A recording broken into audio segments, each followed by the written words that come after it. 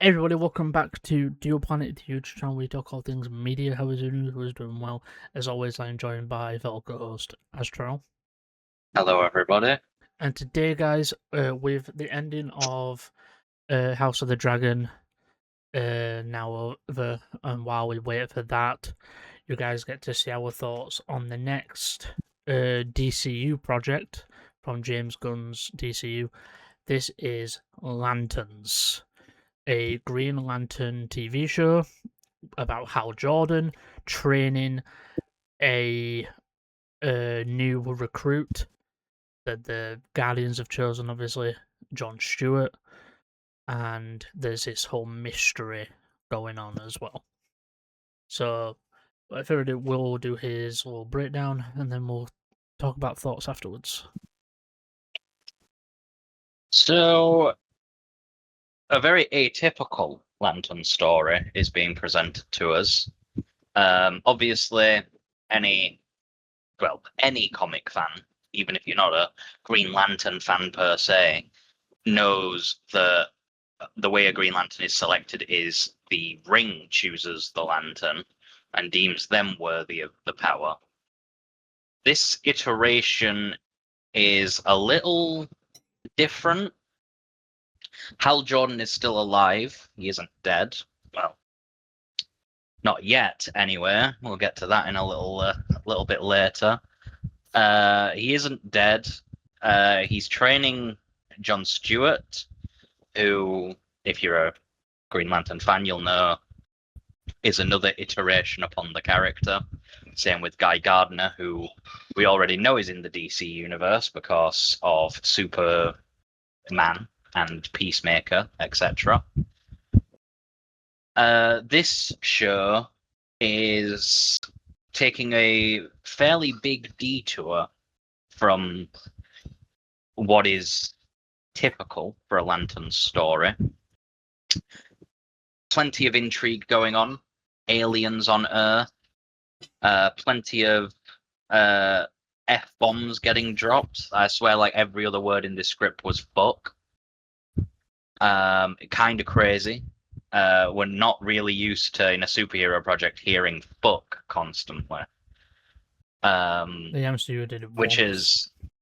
is very, the MCU like tries to stay away from doing it, whereas it seems like DC, at least James Gunn in the show department, is just letting it fly. He's not doing it in the movies, obviously, because he wants it to be kept as a decent rating so that more people can go see it. But yeah, we got some pretty good information. We know that Hal Jordan's been a Green Lantern for a little while. We know that in 2006 he stopped backing up his copy, which is a new thing, I'm pretty sure, to Lanterns. But that's a cool thing. In 2016, he begins training Aaron Pierre's John Stewart. Again, pretty good casting, I would say. And then 2026 is obviously modern time. Let's get the 2026 out of the way. Let's get the ending. Hal Jordan is dead. Yeah, with a bullet hole in his head. We have discovered we go through the entire episode building up their relationship, and in probably the boldest choice the DC creators could possibly make is, one, they killed him off. Two, his ring isn't there, which is, insanity. I am very interested to see what they're going to do with this story, because obviously there's some alien shenanigans going on. Hear me out. I'm gonna place this in a time capsule of this review, and I'm gonna remember it for the future of the DCU under James Gunn. What if this is all setting up the Darkest Night? Possibly. What if the answer to the gods and monsters, like the the climax thing where they bring all the heroes together and stuff, is Black Lanterns? Mm-hmm. It's a bit of a big swing for your first like team up project. Would be insane. Right. Into some of the more interesting stuff. Music. As we know, James Gunn is a big fan of using music in pretty much every project that he produces. No different in this one. There's plenty of banger tracks that get released. We have the CGI to discuss, specifically the CGI of the ring and flight. I'm gonna say that I like the CGI. Yeah, so I think it looks I good. think the CGI that they're doing here is pretty good. It looks really nice. It's a very different way of producing obviously the constructs that we know of. Acting. Let's see. Acting. What to be said about acting? Who is gonna get performance of the week? Well, I think it has to go to Kyle Chandler. Yeah, I think agree. it has to go to our Hal Jordan, Yeah, who fucking that guy is funny. pulls off the abrasive mentor archetype really well. Aaron Pierre is obviously also getting his chance to shine as Jon Stewart, who appears like he's going to be, at the very least, the DCU's main Green Lantern outside of Guy Gardner. That's going to ruffle some people's feathers, no doubt. People will riot that, oh, they've made Green Lantern African American. It's like, brother Jon Stewart's been an established character in the comics for literally decades. He is canonically one of the Lanterns that takes over after Hal Jordan's death. Right? We've had different characters coming at different points of their life. We even had the Justice League animated show had Jon Stewart as the main Green Lantern. Yep. Instead of Hal Jordan. It's not uncommon for Jon Stewart to be in the spotlight instead of Hal. It's like what they did with Flash in that show. It was Wally West, not Barry Allen. Let's be perfectly real here. Hal Jordan is a very cool character, very, very interesting. The only problem is you got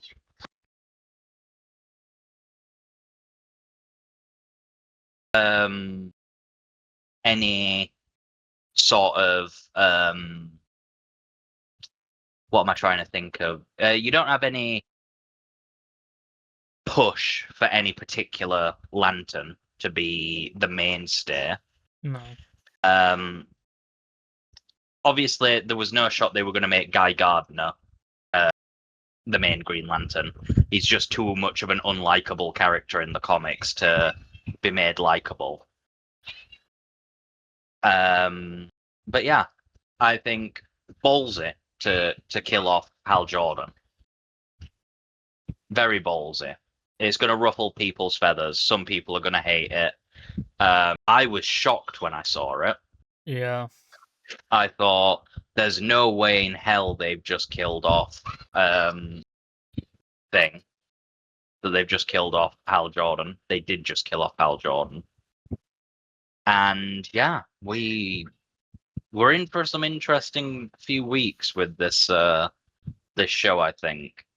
And I do think that James Gunn is far better at developing these show style superhero things than he is at developing the movie variety. I think it's being shown by the fact that Lanterns felt so much better to watch than Supergirl. And Supergirl's a fine movie. I thought it was, I'll say it's not. I thought it was like Supergirl is not god awful. it was average. It had its moments, but it also had its moments that was like utter trash. Superman was fantastic. We'll never shit on Superman, but he's had a rough go of it with the movies. He's not really made money, and I think that's because of the way that he's gone about starting his universe. He's gone very obscure with like Creature Commandos, which made a lot of people lose interest, and then he's gone with Supergirl before going with a bigger character like, for example, Green Lantern or, pray tell, Batman. It's also and it's weird fine. because I think you can do the obscure characters. In fact, doing the obscure characters is a necessity at a certain point. But I think you've got to establish your mainstays before you can branch out. The way that he's going about all of this is like if Marvel did Iron Man and then did Ironheart. Yeah. And then did Captain America, Like, no one cares about Ironheart as much as they care about getting the Avengers together. It's a strange way he's gone about it. I do think he hasn't missed, per se, with a live action show yet. Peacemaker's one of my favorite shows. Lanterns could end up being one of my favorite shows. Its first episode's off to a pretty good start. I'm enjoying the mystery. Yeah, I'm enjoying the fact that the DC is actually doing Aliens sooner rather than later. They could have kept us on Earth for a long time and just not touched Green Lantern. But I think the timeline's getting a little bit confusing with the DC universe, because you're telling me that Green Lanterns existed for nearly like 40 odd years. It means that people were surprised about Superman being an alien. Hal has been a Green Lantern and is basically, technically, I would say, Earth's first hero. Yeah. I like the line that he says, though, about his suit. Yeah, it's like wearing a tie. You want people to respect you. Because he has. Eventually, you realize that ties are bullshit. Yeah, I think it's an interesting direction to take the Green Lantern mythos for sure. Definitely not typical, but I do like it. I did enjoy the 50-ish minutes of story that we got, and I am excited for next week. Same. I think out of like every Green Lantern, John Stewart is my favorite because it's the one that I have most. Just time give me watching. Kyle Rayner. Will's a Kyle Rayner guy. I'm a John Stewart guy. I need Kyle Rayner. Better be the White Lantern of the DC universe, James Gunn. Otherwise, I will come for you. My thing with James Gunn is as well that he's getting these directors. He's not directing everything, which is all well and good, but it's also like he's not doing quality control. Sometimes. Yeah. He's not doing quality control sometimes. So like Supergirl was good, but because he didn't seem to be. It's that one needle drop in Supergirl that really drops it. It's not as good as the Superman one. That they had so many good needle drops in Superman.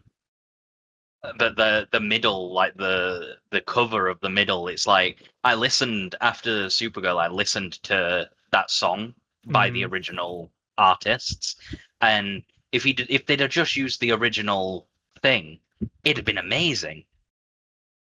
Like it would have fit so much better. I hate cursive singing as well. That's the style that cover was in. It was cursive, where it's like everything's exaggerated. Yeah.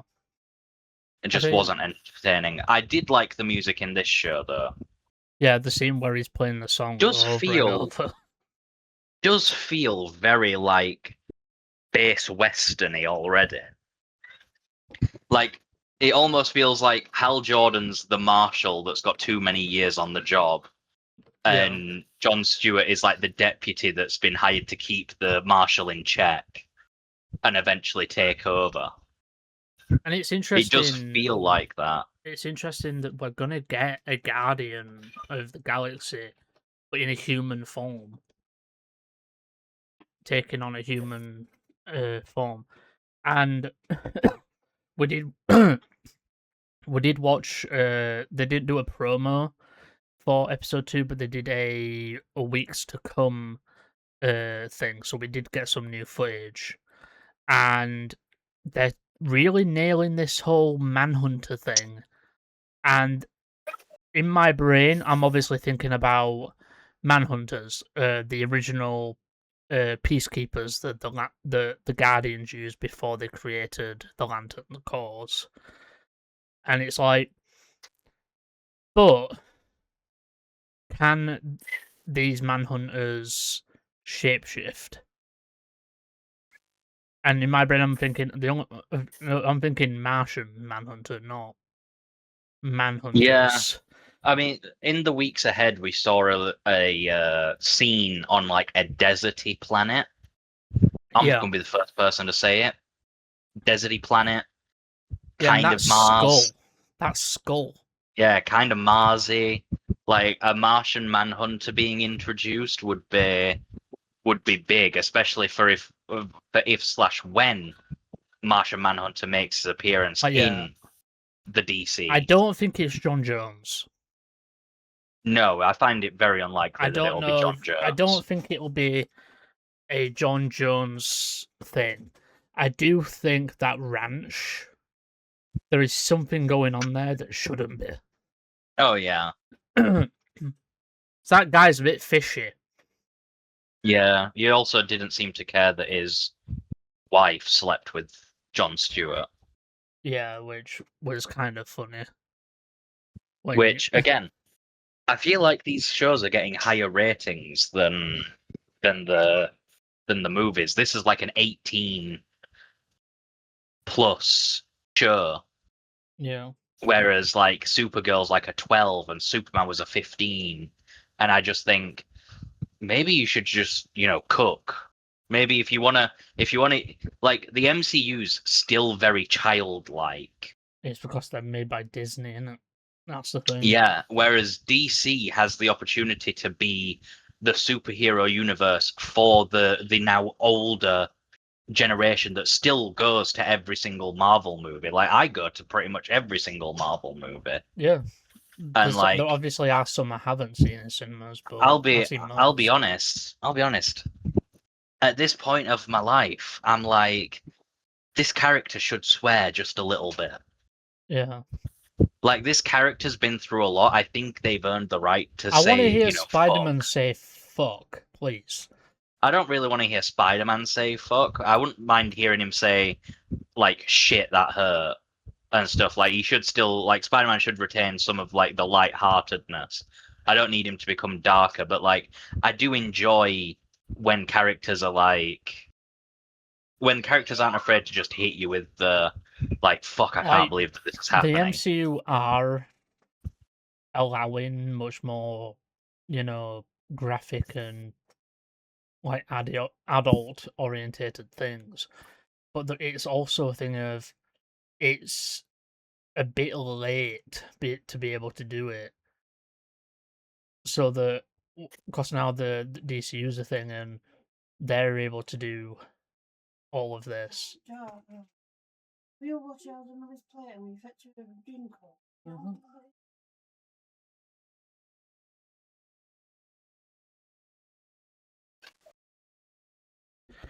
Yeah, so I think DCU is it's like you said with the release, like the releases and stuff. It's weird because originally Peacemaker was in, and James Gunn's Suicide Squad were in the old DC universe with Snyder. Obviously now they're not. Even the Blue Beetle movie that came out. That wasn't original. I don't even know if that was supposed to be a part of Snyder's universe originally. But it's weird because now James Gunn's like, nope, it's in ours. So it's interesting that he's kept some things, but not got rid of others. Like he's cherry picked what worked and what doesn't, and now he's able to branch out a bit more. But I almost feel like they're two sides of a different coin. Like Snyder made everything too serious. yeah, He harkened on about religion, and he made Superman into a god, and etc. etc. James Gunn is almost too light-hearted. Everything's a joke. Everything. It's like the problem with the MCU. They can't balance out the funny with the serious. yeah. Which they managed to finally do in Spider-Man Brand New Day. I'm just waiting for James Gunn to manage it with a project, and Lanterns so far has balanced it pretty well. Like we know that he's leading up to a Justice League, Oh yeah, there's and writing on the wall. I'm like, at the minute, the roster for a Justice League is probably going to be John Stewart, Clark Superman, Hawkgirl, Mr. Hawkgirl. Terrific, maybe. Which I don't want Mr. Terrific. Mr. Terrific shouldn't be a mainstay Justice League character. Unless He's an they just- auxiliary that gets called in. Unless they just don't have him on the team. And the Justice League only works, by the way, if you have Batman. They need to have Because he's the Batman. one that funds everything. It's worried. And some people worrying are. a little. It's worrying me Andy that he might end up Muschietti- making. That he might make a Maxwell Lord, played by Sean Gunn, his brother, the proprietor of the Justice League, the one that I funds hope everything. he doesn't. If he does that, I'm out. Yeah, no, because the thing is with Maxwell Lord's character is the reason why the Justice Gang, or whatever the fucking team's called, the reason why they're all in these like outfits is because that's what he thinks a superhero team should be. You know, matching outfits. The Justice League, from the Justice League as a whole, every hero is unique. They all have their own suits. Also, I just realised something. I watched Blue Beetle the other day. Do you know what I forgot who is mentioned in Blue Beetle? Who? The Flash. What? Completely forgot the Flash is mentioned. So, technically, the Flash is already an established hero. I hope that he hires someone better than Ezra for the Flash. Andy Muschietti, the person who directed the Flash movie, by the way, is directing Brave and the Bold. That's why I'm worried. I'm kind of worried. So I'm like, Just if a that's- few concerning things going on with DC, yeah, but doesn't take away from Lanterns. Which, getting back onto the topic, I would give Lanterns episode 1 I'm gonna give it a 9 out of 10. you know what, I struggled to agreeing. find anything I disliked about I this didn't episode. dislike a thing about that. The swearing was on point. Like, Balanced balanced humor out. with seriousness, Yeah. mature themes, felt great. CGI looked Just pretty wasn't good. expecting a dad to shoot an apple off his own son's head. Yeah, strong opening. Very strong opening. That was weird to watch. I was engrossed in it throughout. So it yeah, does seem as 9 well. out of 10. I don't know if you mentioned that. Did you? About it seemed that his dad's basically being his dad's known that John was chosen Oh this yeah, entire time. I didn't mention it, but his dad does definitely seem to. He seems to have been training his son to be fearless so that he could take over. It's like when he was watching the TV, and when his dad took him out, you were thinking, "Oh, he's gonna punish him for watching the TV too late." But no, he's testing if his son has fear. Scared. So it's like, yeah, his dad definitely knows that John has been chosen as Hal's replacement. Imagine having that happen as a kid. That you're supposed to become a Green Lantern when you grow up. But anything else? No, I have nothing. But yeah, I am agreeing with the 9. But we hope everybody did enjoy. Sorry about the rant in the middle there. But yeah, we hope everybody did enjoy today's episode. Tune in next week for the next Lanterns review. And obviously, how many episodes is there of this show? 8. So yeah, same amount of episodes that we got for House of the Dragon anyway. So we hope everybody did enjoy. And remember, in brightest day. Bye for now. Yeah. Bye for now. Forget 1,000 things every day, pal. Make sure this is one of them. It's over, Anakin!